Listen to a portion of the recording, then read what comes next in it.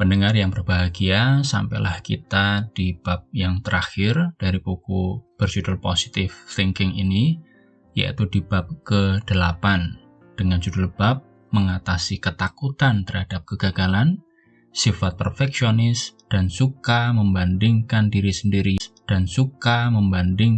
sendiri dengan orang lain. Mari kita mulai. Pernahkah Anda merasa takut gagal dalam suatu hal sehingga memutuskan untuk tidak mencoba, bahkan sama sekali? Tidak yakin, mungkin saat itu pada suatu waktu Anda secara tidak sadar peristiwa untuk menghindar dari kemungkinan gagal. Baik Anda menyadari ataupun tidak bahwa Anda memiliki rasa takut terhadap kegagalan, jika memang begitu, hal itu mungkin karena Anda merasa takkan bisa mengatasi rasa kecewa, malu, dan terhina yang kegagalan tersebut.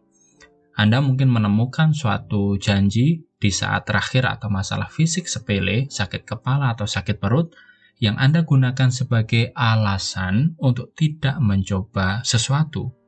Atau jika Anda toh benar-benar mencobanya untuk dapat meringankan rasa kecewa dan menghindari rasa malu jika Anda gagal, Anda mungkin memberitahu diri Anda sendiri dan juga orang lain bahwa Anda kemungkinan besar tidak bisa mengerjakannya dengan baik, bahwa Anda tidak berharap bakal berhasil. Meskipun hal itu kemudian dapat memperbesar kemungkinan Anda akan gagal yang terwujud dengan sendirinya, kebutuhan Anda untuk menghindari kegagalan dalam suatu hal menjadi lebih besar daripada hasrat Anda untuk berhasil. Meskipun demikian, memiliki rasa takut gagal atau atigyphobia dapat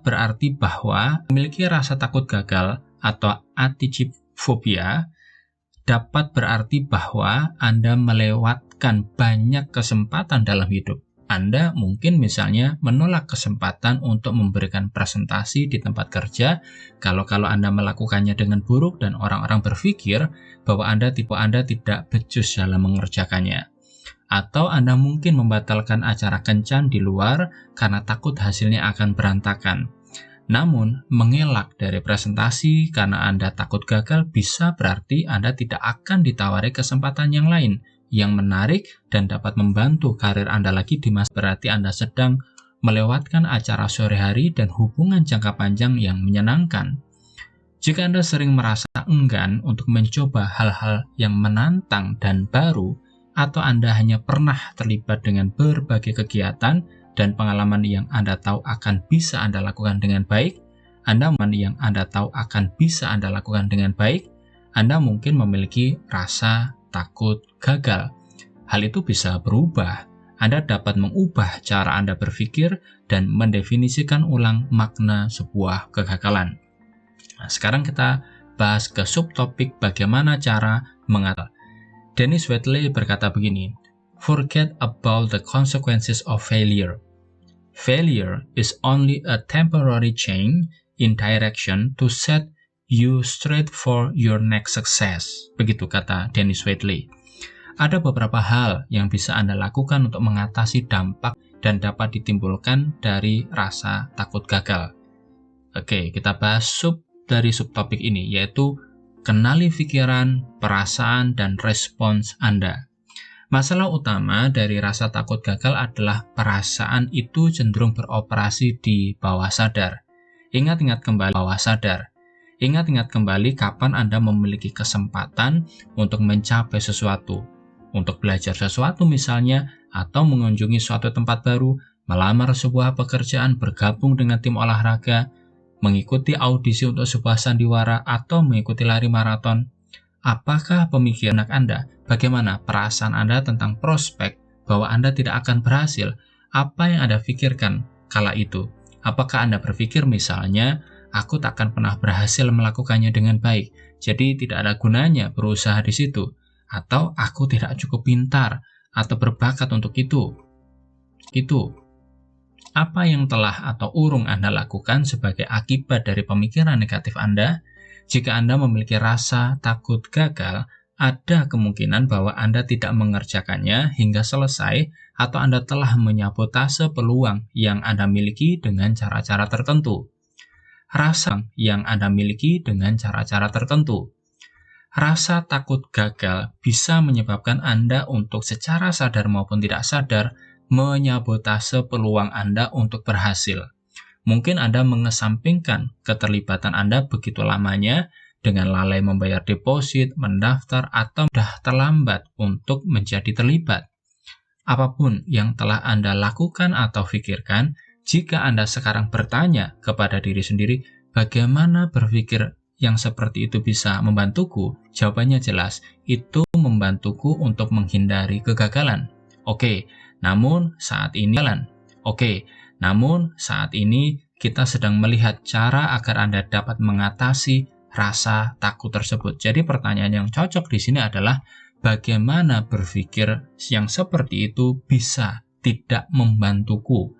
Dan jawabannya kemungkinan adalah kurang lebih Anda sudah melewatkan ke subtopik yang berikutnya, yaitu mengubah cara berpikir Anda. Anda bisa memilih untuk memandang kegagalan sebagai suatu kekalahan, menyia-nyiakan waktu dan energi, bukti ketidakcakapan Anda, akibat dari keadaan yang berada di luar kendali Anda, kekecewaan dan rasa malu, atau sebuah pendekatan yang lebih positif dan memandang kegagalan sebagai pengalaman yang mengajar kita yang memang seringkali demikianlah adanya. Daripada takut gagal, sadarilah bahwa jika Anda benar-benar mencoba sesuatu dan gagal, Anda bisa belajar dari sana dan mempraktikkan hasil pembelajaran tersebut pada momen berikutnya. Jadi jika setelah suatu wawancara Anda gagal mendapatkan pekerjaan tersebut, Anda menggunakan umpan balik yang ada untuk membantu wawancara berikutnya dan meningkatkan peluang untuk berhasil. Ternyata tidak sesuai dengan yang Anda harapkan, sekali lagi Anda bisa bercermin pada apa yang telah Anda pelajari dan menggunakannya untuk membuat kue yang lebih baik lain kali. Acap kali wawasan yang berharga hanya datang setelah terjadinya kegagalan. Sama seperti pelajaran-pelajaran yang diambil dari kekecewaan, rasa bersalah, dan penyesalan, pelajaran yang diambil dari suatu kegagalan adalah bagaimana Anda tidak mengulangi kesalahan yang sama lagi. Kegagalan hanya akan menghentikan Anda jika Anda mengizinkannya. Dalam segala hal yang Anda lakukan, selalu mengizinkannya. Dalam segala hal yang Anda lakukan, selalu ada kemungkinan gagal. Menghadapi kemungkinan itu, merasakan rasa takut dan tetap melakukannya bukan saja merupakan keberanian, tetapi juga membukakan banyak peluang bagi Anda. Untuk bisa merasa takut gagal, Anda bisa mengurangi berbagai peluang untuk gagal. Jika Anda akan mencoba sesuatu yang pernah gagal Anda lakukan sebelumnya, pikirkan apa pelajaran yang Anda ambil dari situ. Ujian mengemudi merupakan salah satu contoh yang jelas di sini. Entah itu tes uji coba atau tes sungguhan, dengan sendirinya Anda akan berupaya mencari solusi untuk bagian itu sebelum mencoba tes tersebut lagi. Pendekatan serupa berlaku untuk semua hal. Pikirkan apa yang telah Anda pelajari dan apa yang akan Anda lakukan secara berbeda di kesempatan berikutnya.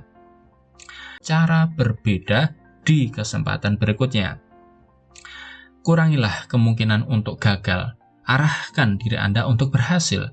Sebagaimana diuraikan di bab 3, apapun yang akan Anda kerjakan dan lanjutkan, kenali pilihan-pilihan Anda. Pilih salah satunya sebagai cara untuk maju dan kemudian langkah kecil. Buatlah target dan goal yang relatif mudah, gampang untuk dicapai, dan pikirkan cara untuk mencapai setiap langkah kecil tersebut sebagai serangkaian keberhasilan kecil. Berpikir dan bertindak dengan cara itu benar-benar dapat mencegah Anda untuk dikuasai oleh hanya berfokus pada satu langkah yang relatif mudah setiap kalinya. Anda dapat membayangkan diri berhasil melakukannya dan mencapai setiap langkah itu. Milikilah sebuah rencana cadangan. Jika Anda takut gagal dalam suatu hal, memiliki rencana cadangan dapat membuat Anda merasa lebih percaya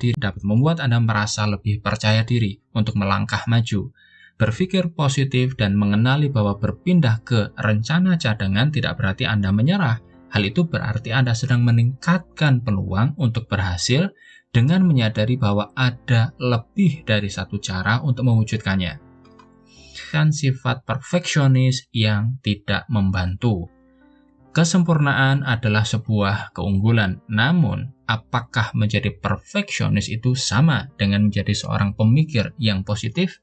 Ya, jika monolog mental perfeksionis Anda berupaya menyemangati Anda, hal itu bagus. Namun, ketika suara mental perfeksionis Anda mengatakan, ini kurang bagus, ini tidak benar, keadaan seharusnya tidak seperti ini, keadaan seharusnya lebih baik daripada ini, maka hal itu tidak membantu dan sudah pasti tidak positif. Mungkin Anda ingin menantang diri sendiri untuk dapat berhasil dalam sesuatu, untuk menjadi yang terbaik dan mendapat hasil yang terbaik. Itu bukan hal yang buruk, namun ada perbedaan antara menjadi seorang perfeksionis yang dapat beradaptasi dan yang tidak. Perfeksionis yang dapat beradaptasi adalah soal berkembang, dan itu merupakan pendekatan yang fleksibel. Anda menyesuaikan diri untuk dapat mengakomodasi kondisi-kondisi yang terus berubah. Secara krusial, Anda mengenali keterbatasan Anda dan orang lain dan tidak membuat Anda stres dengan berupaya untuk menyempurnakan setiap detail kecil dalam sesuatu. Pekerjaan, penampilan Anda, sebuah acara, dan sebagainya. Perfeksionis yang tidak bisa beradaptasi di satu sisi jarang merasa puas terhadap apa yang telah mereka capai. Jika sesuatu tidak sempurna, mereka menolaknya. Perfeksionis yang tidak bisa beradaptasi standar dan ekspektasi yang sangat tinggi. Mereka tidak dapat menyesuaikan diri dengan kondisi-kondisi yang berbeda. Perfeksionis yang tidak membantu semacam itu melibatkan pemikiran terpolarisasi, yaitu semua atau tidak sama sekali. Tidak ada jalan tengah atau area abu-abu. Semua hal itu baik atau total, pintar atau bodoh. Tidak ada ruang untuk penyesuaian, kesalahan, atau ketidaksempurnaan. Jika Anda seorang perfeksionis yang tidak bisa beradaptasi, maka Anda hanya melihat aspek-aspek negatifnya dan berfokus pada detail-detail yang relatif tidak penting tentang diri Anda, orang lain, berbagai pengalaman dan peristiwa yang tidak sempurna, dan Anda justru terganggu oleh ketidaksempurnaan itu. Seringkali, sama seperti orang-orang yang takut gagal, harga diri Anda terkait dengan seberapa baik prestasi Anda. Namun, karena jarang dapat mencapai dan Anda mungkin percaya bahwa yang lain menilai Anda atas kemampuan Anda untuk menjadi sempurna pula, Anda jatuh dalam lingkaran tak berujung dari kritik terhadap diri sendiri, rasa bersalah, celaan, dan kebencian. Sebaliknya, perfeksionis yang bisa beradaptasi mengakui ketidaksempurnaan, tetapi tidak terpaku pada hal tersebut. Mereka memiliki perspektif yang lebih luas. Mereka berfokus pada hal-hal positif yang baik tentang diri mereka, orang lain, situasi, dan sebagainya. Mereka melihat kesalahan dan kesukaran sebagai peluang untuk belajar dan ketidaksempurnaan sebagai kesempatan untuk belajar dan ketidaksempurnaan sebagai kesempatan untuk memperbaiki diri. Subtopik berikutnya yaitu cara untuk menjadi perfeksionis yang bisa beradaptasi. Oke, kunci perfeksionis yang sehat dan bisa beradaptasi ada dalam ekspek Anda. Jadi mulailah dengan bertanya kepada diri sendiri, apa keuntungan berpikir seperti ini bagiku? Dalam cara apa menghabiskan begitu banyak waktu dan energi untuk memastikan setiap aspek dari sesuatu hal itu sempurna, berguna bagiku? Jika tuntutan dan ekspektasi tinggi yang Anda miliki seringkali justru membuat Anda kecewa, kesal, atau tertekan, maka jelas bahwa hal-hal tersebut tidak membantu. 9 dari 10 orang perfeksionis menjadi terpaku pada detail-detail kecil, memerlukan kesempurnaan pada setiap bagian dari pekerjaan, hubungan, sikap, atau penampilan mereka atau orang lain, dan sebagainya. Namun sesungguhnya akan lebih membantu untuk memperoleh perspektif berbeda dan menentukan apakah dalam gambaran yang lebih besar, suatu aspek khusus yang tidak sempurna benar-benar membutuhkan begitu banyak waktu dan perhatian, dan dengan lebih baik di tempat lain. Jadi ya, makanan yang Anda buat untuk teman-teman Anda minggu lalu hampir sempurna, tetapi Anda begitu stres sampai-sampai Anda bertengkar dengan pasangan Anda dan menjadi stres dan kehabisan energi saat teman-teman datang. Bayangkan, akan sebagus apa acara tersebut, memastikan dengan rewel cara untuk membuat detail-detail kecil menjadi sempurna sepenuhnya, Anda menghabiskan waktu dengan berendam rileks dan menghabiskan 1 jam untuk diri sendiri dan teman-teman ketika mereka tiba. Sebelum teman-teman Anda tiba. Edith Schaefer berkata begini, "People throw away what they could have by insisting on perfection, which they cannot have, and looking for it where they will never find it," kata Edith Schaefer. Kejarlah Anda melakukan yang terbaik, tetapi di saat yang bersamaan, Anda tidak terjebak pada upaya untuk mengutak-atik, meningkatkan, dan menyempurnakannya, atau bersikeras agar orang lain meningkatkan dan menyempurnakan setiap dan seluruh detailnya. Apakah ada yang akan benar-benar keberatan jika misalnya sajian makanan untuk acara selamatan itu dibeli di supermarket ketimbang dibuat oleh Anda? Apakah mereka akan menjadi sangat kecewa kalau Anda tidak memiliki lilin, bunga, pinggan sajian yang benar-benar persis atau apapun itu yang mengganjal di pikiran Anda? Berpikirlah dengan sudut Anda. Berpikirlah dengan sudut pandang yang berbeda soal apa artinya ketika banyak hal tidak memenuhi standar dan ekspektasi Anda yang tinggi, ketika orang lain, kolega, dan anggota keluarga misalnya gagal melakukan berbagai hal sebaik Anda. Daripada berfokus pada apa yang tidak sempurna, berfokus pesta, pekerjaan, hubungan, atau usaha orang lain yang memang baik dan lumayan bagus. Katakan pada diri Anda sendiri untuk menutup sebelah mata terhadap ketidaksempurnaan yang ada. Paksa diri Anda untuk melihat aspek-aspek positifnya dan berfokus pada hal-hal itu. Akhirnya ingatlah, berfokus pada hal-hal itu.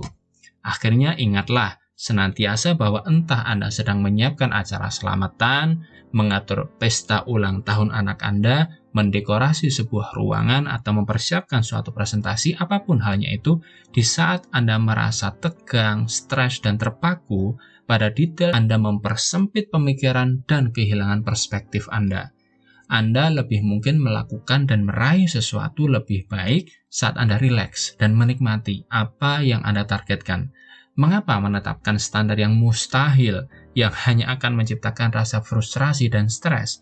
Ketika Anda melakukan, perspektif Anda meluas dan Anda lebih mungkin berfokus pada aspek-aspek positif dari situasi yang ada. Hal itu merupakan dinamika positif di mana satu aspek secara positif memengaruhi aspek lainnya. Subtopik berikutnya ini yaitu membandingkan diri Anda dengan orang lain. Theodore Roosevelt berkata begini, "Comparison is the thief of joy." Begitu kata Theodore Roosevelt. Kita semua pernah melakukannya, kita semua pernah membanding kemampuan, hubungan, sumber daya yang kita miliki, dan sebagainya pada apa yang kita yakini dimiliki oleh orang lain dan apa yang bisa mereka lakukan. Namun, seberapa sering kita benar-benar membandingkan diri dengan orang yang kurang begitu beruntung dibandingkan kita dan memandang diri kita diberkati. Kita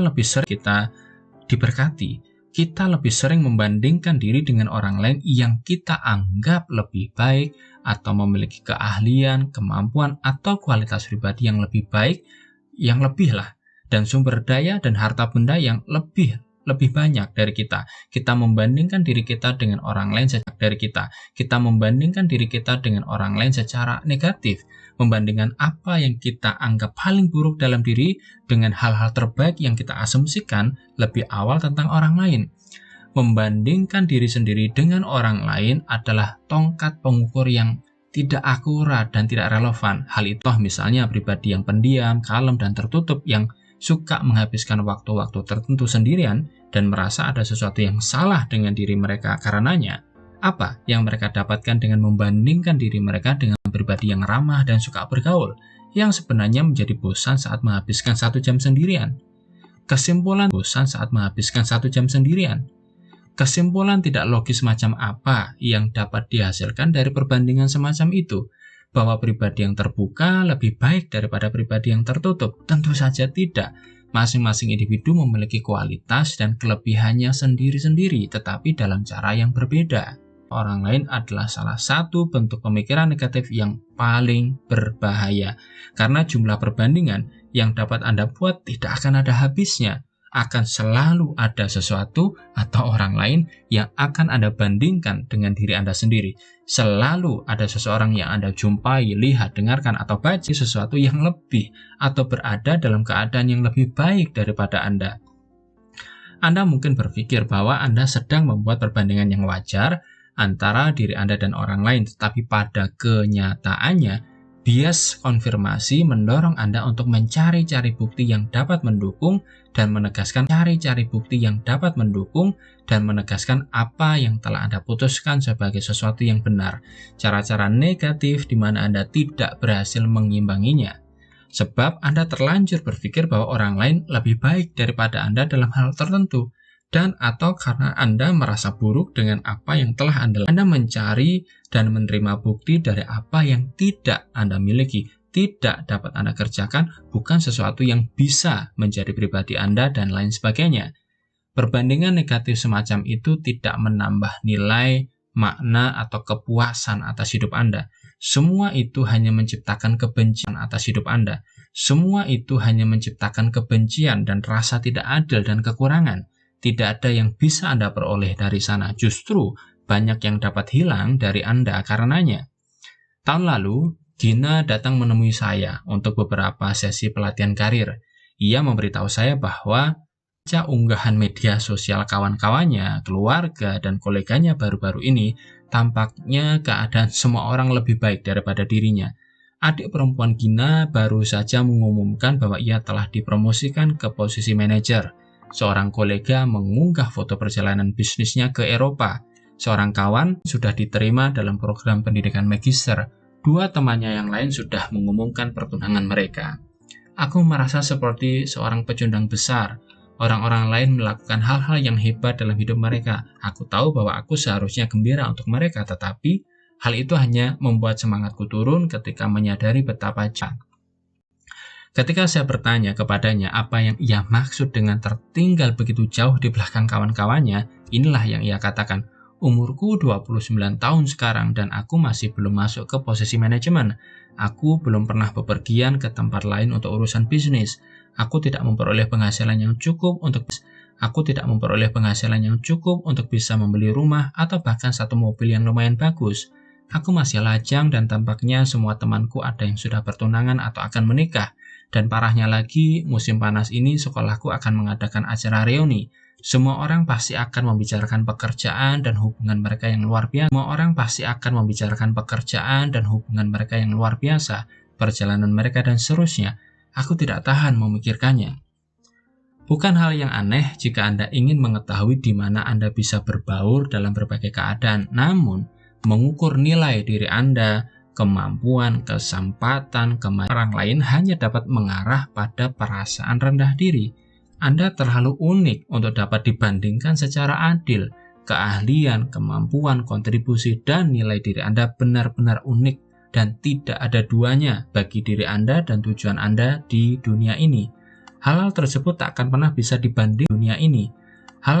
tak akan pernah bisa dibandingkan secara adil dengan orang lain. Lalu, bagaimana Anda bisa melepaskan diri dari kebiasaan membandingkan diri Anda secara negatif dengan orang lain? Seperti yang telah saya jelaskan kepada Gina, membandingkan diri Anda dengan orang lain menempatkan fokus Anda pada dapat dihabiskan lebih baik untuk memikirkan diri Anda dalam cara-cara yang positif. Sekali lagi, akan sangat membantu untuk bisa lepas dari kebiasaan membanding-bandingkan itu jika Anda bertanya pada diri sendiri, apa berpikir seperti ini ada untungnya bagiku? Tanyakan kepada diri sendiri juga, apa berpikir seperti ini tidak ada untungnya? Jika hasil membandingkan itu membuat Anda merasa berkecil hati, hilang, dan depresi, maka jelas pikiran semacam itu tidak membantu. Sadari bahwa pikiran-pikiran Anda tersebut tidak membantu. Lepaskan. Beralihlah untuk berfokus pada apa yang telah Anda lakukan dan sedang Anda lakukan, ketimbang apa yang telah dan sedang dilakukan oleh orang lain. Bercerminlah pada apa yang telah Anda alami, capai, dan atau atasi. Lihatlah sudah sejauh apa Anda menjalani hidup ini.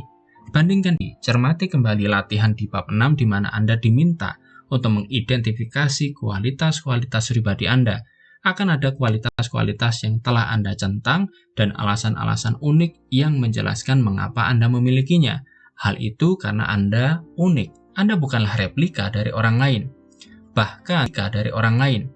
Bahkan sekalipun Anda punya kembaran genetik, Anda pasti akan bertumbuh dewasa dengan pengaruh, pengalaman, dan pilihan yang berbeda. Jadi bagaimana bisa kesempatan dan prestasi Anda berdua sama? Hal itu tidak mungkin. Jadi cobalah untuk melihat semua orang, termasuk diri Anda, yang unik dengan masa lalu dan potensi masa depannya masing-masing. Berusahalah secara sadar untuk melepaskan diri sendiri dari kebiasaan membandingkan, dan sebagai gantinya, berfokuslah pada kualitas Anda sendiri dan kejarlah impian dengan cara Anda sendiri. Subtopik berikutnya yaitu kurangi membanding-bandingkan, sering-seringlah bersyukur. Oke. Mengalihkan perhatian Anda pada apa yang sedang Anda lakukan ketimbang apa yang jika dibandingkan dengan orang lain tidak Anda miliki adalah arah yang jauh lebih positif. Sebagaimana disarankan dalam bab 6 di senja hari, pikirkan apa yang bisa Anda apresiasi dan syukuri. Membiasakan diri untuk mencari-cari apa yang sedang berjalan baik dalam hidup Anda dan dunia di apa yang mereka miliki. Subtopik berikutnya yaitu temukan inspirasi tanpa membanding-bandingkan. Membandingkan diri sendiri dengan orang lain adalah hal yang kurang bijak. Namun menemukan inspirasi dan belajar dari orang lain adalah kearifan, melibatkan upaya untuk mencari tahu apa yang dimiliki oleh orang lain dan Anda tidak. Hal itu bisa langsung membuat Anda merasa patah semangat dan hilang motivasi. Inspirasi di pihak lain melibatkan perasaan termotivasi oleh kualitas dan pengalaman yang dimiliki orang lain. Anda merasa terdorong untuk meraihnya, tetapi berdasarkan kemampuan, kecakapan, dan sumber daya Anda sendiri.